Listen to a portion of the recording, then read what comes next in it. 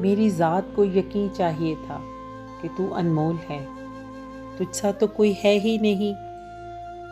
हर रास्ता खुद तेरे घर को जाता है, बस तलाश करके तू अनमोल है।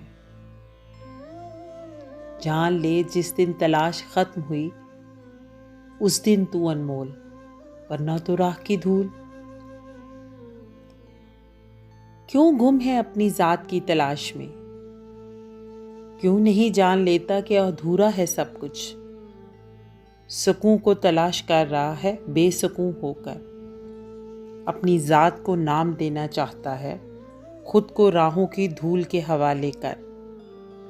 हर जर्रा खुद गवाही देगा तेरे वजूद की। किस आशियाने की बात करते हो कि वो दिल ना जलाए? आशियाना हो और वो मुकम्मल हो, हमेशा ऐसा नहीं होता। बस एक एहसास जो हर सांस के साथ रगों में उतर रहा कि आशियाना दिल ना जलाए। ये कैसे मुमकिन, आग हो और वो ना जलाए? हाँ, बस इसकी तपिश को अपने वजूद में उतार ले, अपना मुकद्दर